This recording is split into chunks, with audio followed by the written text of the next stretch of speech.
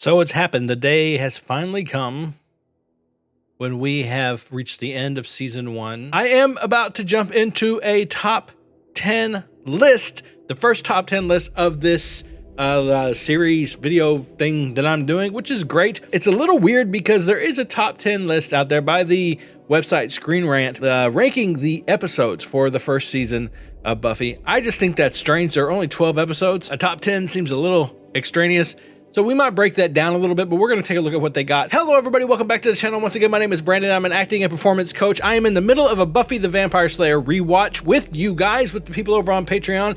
And right now we are at the end of season 1. So I want to jump into my first sort of top 10. I'm going to do a top 5, but it's the first sort of ranking video that I've gotten to on this channel on this topic or on any like TV show or thing, and I'm very excited about it. So the first thing we're going to do is we're going to look at the Screen Rant top 10 according to IMDb rating list. They have a little blurb. We're going to read about it and see if they give any explanation as to why they think those fit there. If you're out there and you know of any ranking system or anything that's been done about Buffy season 1, let me know. I'd love to take a look at it. But for now, we're going to look at this, and then I'm going to show you my ratings, my ranking, and give any explanation that I think is due, because I mean, come on, to me these are all pretty obvious. Season 1 was not difficult to put together a sort of a top 5 list, but apparently there is some controversy, so let's get into it and just see what we got. So first of all, we've got Buffy top 10 best episodes of season 1 according to IMDb. So let's see. The first season of Buffy the Vampire Slayer premiered on March 10th, 1997 as a mid-season replacement on the WB after the network canceled Aaron Spelling's primetime soap opera, Savannah. Because it aired late, it is the shortest season of the series, having just 12 episodes, and yet we still felt the need to put together an entire top 10 list. Why didn't we just do a whole top 12? I have no idea. It didn't say any of that. That was all me. Buffy the Vampire Slayer, 5 things that changed from the original pilot. This could be interesting. I know they recast Willow. The concept for the series started with an idea that creator Joss Whedon has about a waitress named Rhonda who seemed completely insignificant but turns out to be extraordinary. Whedon wanted to flip Hollywood's damsel in distress stereotype on its head and give audiences a strong female lead to root for, which is exactly what he did with season 1 of his popular series. In the 10 spot, Never Kill a Boy on the First Date with a 7.6 rating. Really? Wow. Okay. I guess it makes sense. In this episode, Buffy struggles to find a balance between having a normal teenage life and being a slayer. She agrees to go on a date with a classmate, Owen, with all the Owenosity, with the Owenness that he has, as Xander would put it, played out by Christopher, can't say that name. While Buffy searches for some semblance of normalcy at the Bronze, a bus full of people is attacked by vampires and a child is taken back to the Master. Well, that's kind of like shoving the lead right in our face. To become the Anointed One. 5 shall die, and from their ashes the Anointed shall rise. The episode sets up the rest of the season and the apocalyptic dangers looming for the next several episodes. Now, I'm trying to remember where I have this on my list exactly. I think it's at 11. I think it's at 11 with good reason, because not only was this not a stellar episode, we all know that it wasn't a stellar episode, right? But at the same time, it did set up things for the sort of apocalyptic conclusion to the season, but it didn't set them up well. Anybody who knows about the show knows that they didn't really do a great job with that whole little boy being the Anointed One thing. That he really didn't have anything to do in the finale. He wasn't really significant at all. Even the prophecy about him proved incorrect whenever it said that she will not know him, she will not stop him, and he will lead her into hell. Unless you consider the fact that whenever he was made, she didn't know it was a child, and she didn't stop him from being made. But when she met him outside of the school on the night that she went to see the Master, she knew exactly who he was. She didn't try to stop him, so she didn't stop him. So I guess it could be considered sort of one of those convoluted, roundabout ways these prophecies come true, which is actually pretty common. So maybe I'm completely wrong here. It just didn't feel like he really had anything to do. Anybody could have led her to the Master. They could have had, there was a million different ways they could have told her or given to her the location of the Master. So that didn't feel quite right. It just felt like it didn't really set up anything. So it came in at number 11. The only reason I think I didn't put it at number 12 is because of the episode at number 12 really deserves to be there. I mean, it's got its qualities, I guess, that are sort of like nostalgically endearing, but really it's just not a good episode. So moving on to episode 9, The Pack. Really wait at 9. Where do I have The Pack? It's hard for me after 6. I know where I've got everything up to number 6. After 6, it gets a little tougher, but I think maybe I have The Pack at 8. Maybe 7? Let's see, with a 7.6, that's about right. Sunnydale High School takes a trip to the local zoo where a group of bullies and Xander wander into an off-limits hyena exhibit and become possessed by the animals, taking on their cackling characteristics and thirst for human flesh. It was a fun episode. I really like Xander-centric episodes. I may be kind of in the minority there, but I actually really kind of like Xander-centric episodes between this one and the Zeppo. And then I'm trying to remember the name of it, but the one where the guy shot him with the stick and turned him into like 2 Xanders. Those are all really great episodes. What was the name of that one? I've always really enjoyed Xander-centric episodes. And they get a lot of flack, but they're always some of my favorite. Even this one, which was not one of the best episodes of the season by far, it was still a lot of fun. Come on, all this stuff that this group of 35-year-olds that they got to play these other high school students, they were kind of fun to watch. They were not the best actors, but they were fun. We lost poor Principal Flutie, so if you want to talk about significance and weight, like impact that an episode has on the series as a whole, this one had a pretty significant impact with the loss of Flutie. And then there was, I think part of what really kind of brings this down on a lot of people's lists is sort of basically the attempted the attempted non-consensual contact that was happening between Xander and Buffy when Xander was possessed by this thing, which, to be honest, probably should have given Xander a bit more sympathy for Angel, but whatever. I'm not angry about this at 9. I think it's a little low considering some of the others that we have to look at, but it's not terrible. Let's see. I missed something here. The episode clearly uses symbolism and metaphor to shine a light on high school bullying. Giving the group of bullies hyena-like qualities is quite brilliant. The show's writers and creator draw a lot of these comparisons throughout the series, showing the similarities between the demon world and typical high school. Number 8, Witch. Okay, now this is where we might have a little bit of a disagreement here. First of all, let's see. This is up 7, 8. This one and the Puppet Show both got 7, 8. I can't believe The Witch and the Puppet Show have the same rating. That blows my mind. So The Witch has got a 7.8. I'm not angry at the rating. It's fine. Even maybe a little high. Like, even for what it is, The Pack, 7.6 maybe is a little high. A lot of these get nostalgia votes, I'm assuming. Like, The Pack, if I were giving it a fair 0 to 10 rating, it would fall somewhere around a 4.5. It's really not that great, but it's not terrible. But that's just because whenever I'm rating with like an actual number figure, like a 1 out of 10 or whatever, a 10 out of 10 type system, I try to be fair and think about it from all the different aspects of it. And there's a lot of places where The Pack falls short. Which, however, is a fairly solid episode from a structural standpoint, from a formula standpoint. It's pretty solid. The acting is great, and it has some of the best acting by non-titular characters for the entire first season. The young lady who plays Amy and her mom do just an amazing job. They do a really great job. So I'm actually really surprised to see this far down the list at number 8. I think I've got this one in my top 5, possibly. Maybe it's the honorable mention. I don't want to look yet. I don't want to go there yet. So let's read about this one. Buffy trying to find some normalcy at her new high school is a pretty constant theme throughout the first season of the series. True.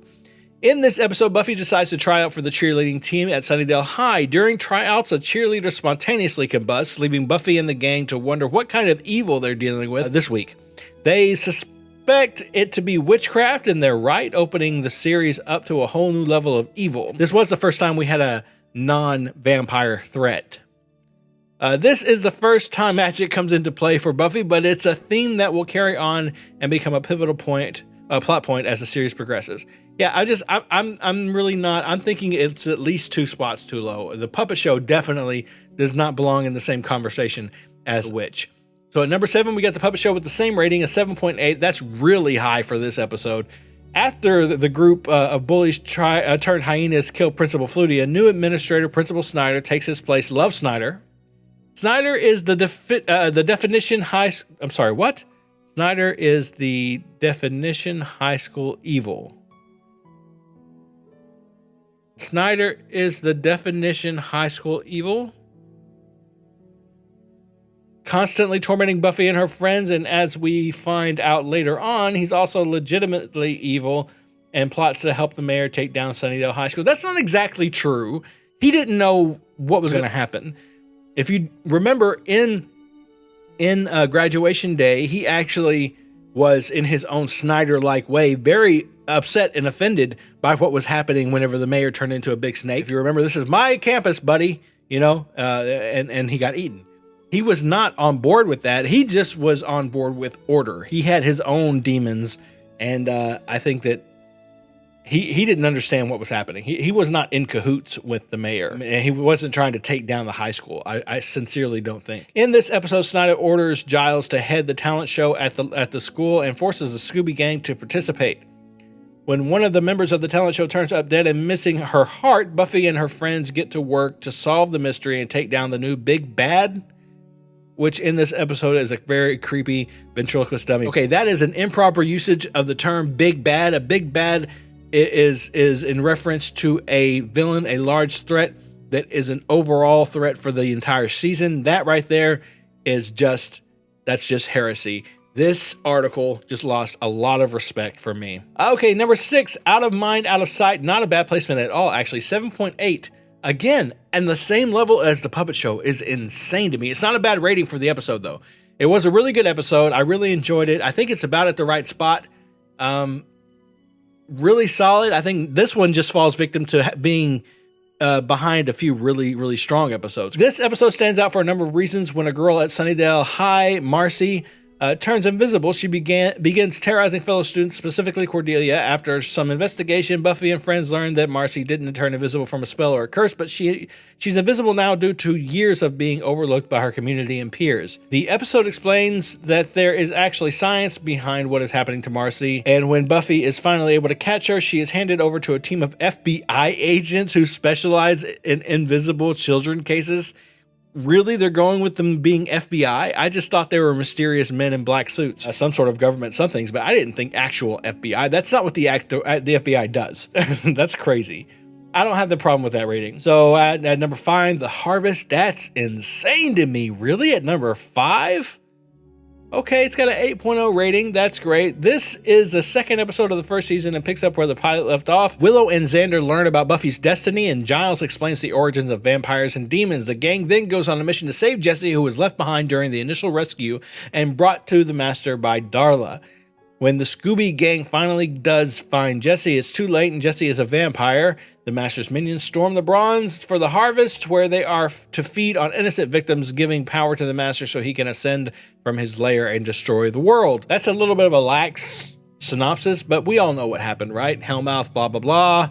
The Vessel, Luke, death, done. Welcome to the Hellmouth is at number 4. I mean, we're getting down to the nitty gritty, but that's still kind of crazy to me, thinking Nightmares got a better rating? Yes, Nightmares got a better rating. Okay. This is the pilot episode of the series and introduces viewers to all of the main characters and sets the stage for our story. The series is a continuation of the film, also written by Joss Whedon, having the same title. Buffy has just moved to Sunnydale from Los Angeles, where after burning down her LA high school gym during a fight with vampires, Buffy is trying to acclimate to her new environment while simultaneously fighting the vampires, demons, and forces of darkness that haunt her new town, because as we later find out, Sunnydale sits on a hellmouth. I don't particularly like the placement of this one, but it's not awful. Okay, I think it's only one off from where I put it. The problem with it is what's in front of it just doesn't seem to make sense to me. Number 3, Nightmares. This is a number 5 pick.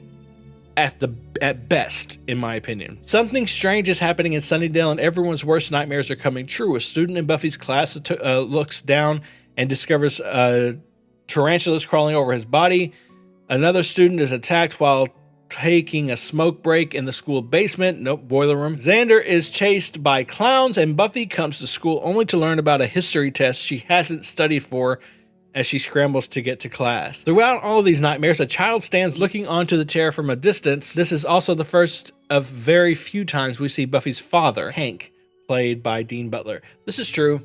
Seeing Buffy's father was pretty big for the show. This really didn't have any lasting effect on the series. And that's one of the things I look for when I'm ranking these kinds of things, is what kind of like sustainable effect did this episode have. Some episodes are going to break out of that. The first ones that pop to mind are Hush, and it's going to be one that is really highly ranked, even though it didn't have a huge impact on like an overall arc. But there are going to be those. That's going to happen. But this one, my thoughts on Nightmares is actually pretty simple. It was a very fun episode. It was a super entertaining episode, but it wasn't really that great. Structurally, it didn't make a lot of sense. It had some really questionable acting moments, and some of the events, I'm guessing, emboldened by the fact that they were told through dreams, just didn't make a whole lot of sense. We had a little bit of character insight in there, and it was well told. I just don't think some little boy bringing a nightmare dimension to ours because he's in a coma and experienced a trauma deserves to be this high on the list. So at number 2, they have Angel. Now this one's hard to argue with, these next two. So Angel got an 8.6. That's insane, really? Okay, Angel got an 8.6. This is definitely one of the best episodes of the first season. Angel has been lurking around Buffy since the first episode. His dark and mysterious nature leaves fans wondering what his story is, and this is the episode where we find out. After a lot of build-up, Angel and Buffy finally share a kiss, which seems almost perfect except for the fact that as soon as they've kissed, Angel's face turns into that of a vampire. What a dramatically odd way to form that sentence. Buffy shrieks.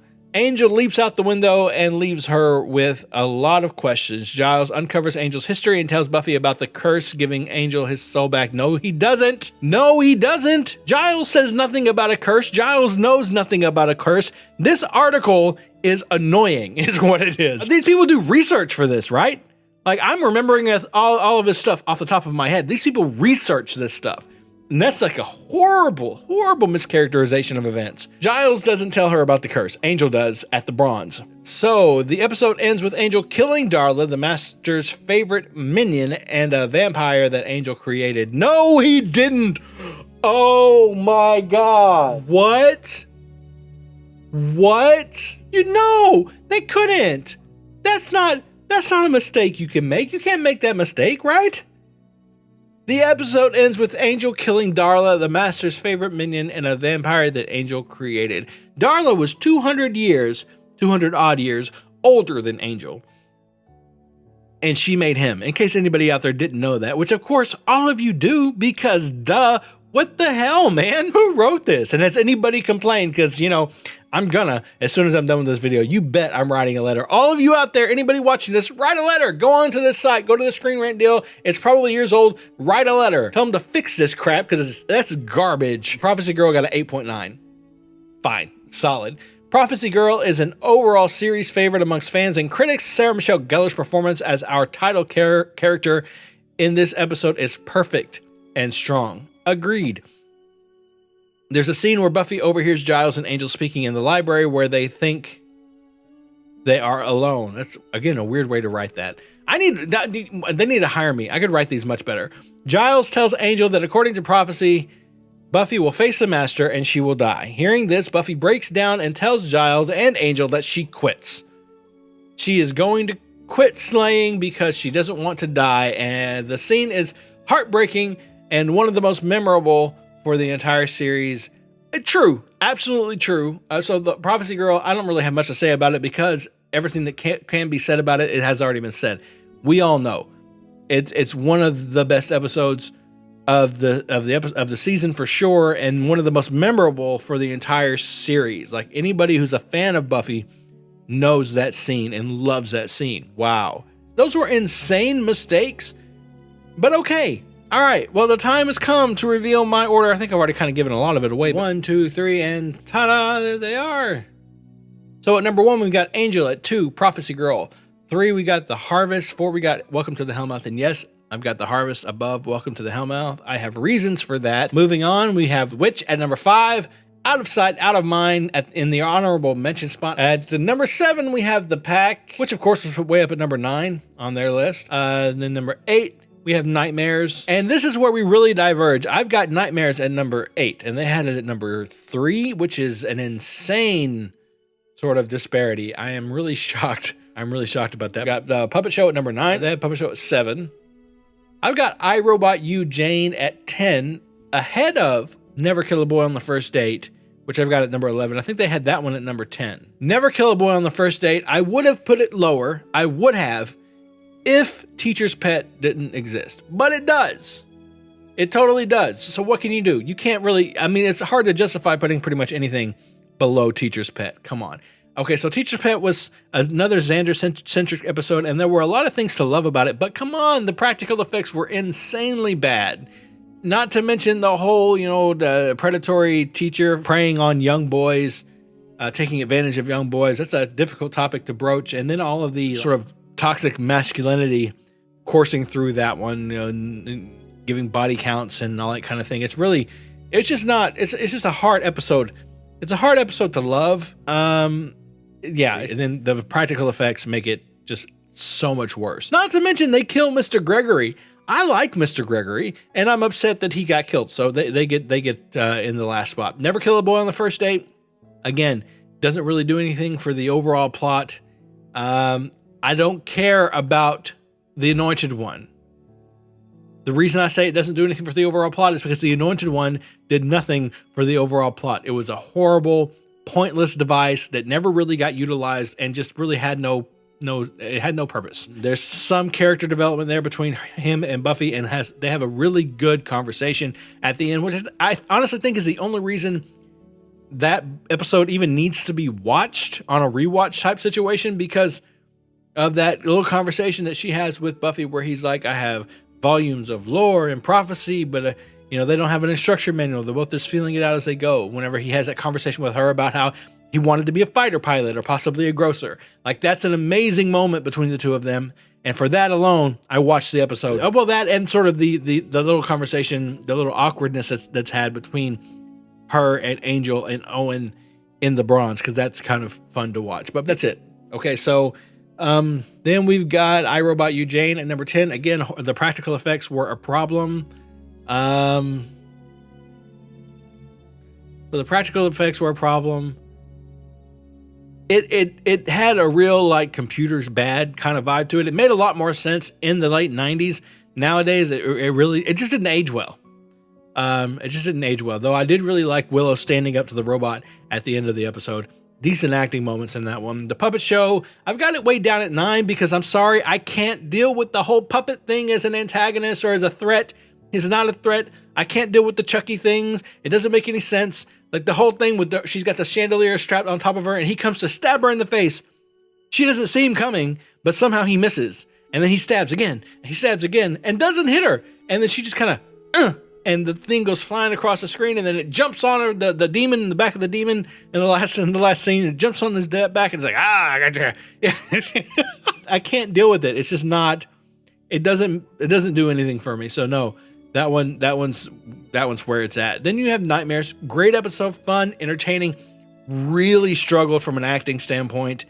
I did not enjoy it from that perspective. A lot of the plot points just didn't make any sense. And I didn't get a whole lot from it. I'm not going to be overly threatened or overly invested in this whole like mini pocket universe thing that's happening because this kid's in a coma and is projecting sort of his nightmare reality onto the rest of us. It's kind of a cool concept. I don't think they utilized it to its fullest. The best part of that episode, actually there are two moments in that episode that really make it worth the watch. And that's the scene with Buffy and her father, where you really get a look into her psyche and get to explore her hidden fears around her parents' separation and divorce. And then the moment when Giles finds Buffy's grave, that moment. And then you get some of the Master outside of the cave underground place, and that's great too. Going up from there, we've got the Pack. Love the Pack. I thought it was really fun. I think that it gets a lot of flack. I think a lot of the Xander-centric episodes get flagged just because there are a lot of people out there who just like to hate on Xander. And that's fine. It's totally your prerogative, but it's not really it doesn't make a whole lot of sense because from a lot of objective standpoints, that was a really solid episode. It was a really solid episode. Moving up from the Pack, Out of Sight, Out of Mind. Great episode, great concept. It was a little tough to execute, I think, for them a little bit with the budget and everything that they had. But they did a really great job. Not to mention the girl who plays Marcy it's just a really great actress. She's a really solid character actor. So that one got up there in the honorable mentions. Then we have The Witch. Love that episode. Great acting. The girl who plays Amy, the girl who plays her mom, just really solid actors. Welcome to the Hellmouth.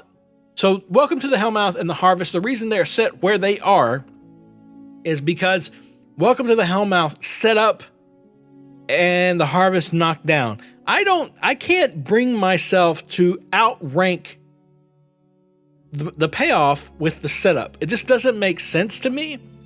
I think the Welcome to the Hellmouth gets a better rating just because it's the pilot. It's not actually a better episode. The episodes are kind of on par with each other. The difference is in The Harvest, we get the payoff.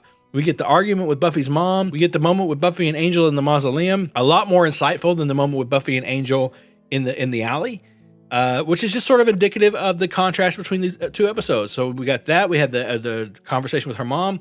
We had the confrontation between Xander and Jesse, which I really liked in the bronze. We got the big showdown with Luke. That was really nice. It's sort of like a little trick, which I don't know how I feel about that. I know it's something that he wrote, the thing where she throws the mic stand through the window and he gets tricked by the street light. He wrote that for the movie. It didn't get put in the movie, so I get it. I don't know how I feel about it, but it worked and it was fun. And then we get the conversation at the end with, of course, the quote. Anybody who is a real Buffy fan knows that quote. The Earth is doomed. Not to mention the fact that it's bookended in the final episode of the entire series. So you're trying to tell me that Welcome to the Hellmouth has a larger impact and is more memorable than The Harvest. I'm sorry, you're just going to lose me on that one. And then there's Angel. Now, I've had to defend putting Angel at number 1 before. People just started to call me an Angel stan or say that I'm whatever. That's not the deal. Angel the episode was the most impactful episode, single episode of potentially the first 2 seasons. Well, until you get to, of course, Surprise. But the thing is, even in Surprise and Innocence, and even Becoming Part 2, all of that was set up in this episode. This episode, episode 7 of season 1, Angel, is perhaps the most pivotal episode of the first 2 seasons of this series. Add to that the chemistry between him and Buffy, between David Boreanaz and Sarah Michelle Gellar, is just off the charts. And this is the first time it was ever really allowed to sort of bloom. And the death of Darla, which is another huge thing. Put all of these things together, plus an amazing structure, incredible dialogue, just out of this world performances. And I don't see how I don't understand. This is number 1 on this list by like 3 spots. Like it's not even close. So that's, I'm sorry. It's just, and it doesn't even feel subjective to me. I know that these things are, a lot of this is about opinion, but that doesn't even seem subjective just based on the impact that this episode had on the series. The strong acting, which is not it's not a subjective thing. The acting was incredible in this series. The writing was incredible. That's not subjective. It just doesn't feel like a subjective truth. It seems like something that's pretty objectively true. This was the best / most important episode of the first season. That's just where I'm at. Okay, so that was my rankings. Buffy the Vampire Slayer season 1, 1 through 10, 1 through 12, actually. I honestly, their list, I would have gotten rid of everything after 6 and just gotten, like I have here, with a top 5 and an honorable mention. I hope you guys enjoyed it. Thank you for watching this video. This is the first time I've done something like this. I don't know what I'm going to do as far as editing goes. I don't know what it's going to come out like. I feel a little manic right now putting it together, but I hope you enjoyed it regardless. Nonetheless, whatever. Anyways, if you made it this far, please subscribe to the channel, hit the like button, leave me a comment in the comment section down below. Check the description for all of my social media links, including the Patreon link where you get full episode reactions to this show and a lot of other things that I have worked on and will work on and will continue to work on a lot faster than you get them here, and I mean a lot. If you're watching this on Patreon, then you are getting this way before anybody else is going to see it, so I hope you enjoy that. I hope you enjoy the sort of benefit of this all. And I really appreciate you. Your support and everything is getting me to this point in this journey. I'm really excited about jumping into season 2. I've already filmed episode 1 of season 2. You guys should have it very soon from this exact moment. I don't know. This should come out first, but I don't know how that's going to work. But regardless, it's because of you guys that I'm here. Without you, I would not be. So I appreciate you. Thank you so much for being here. Thank you for watching. Remember to be kind to each other. And most importantly, be kind to yourself.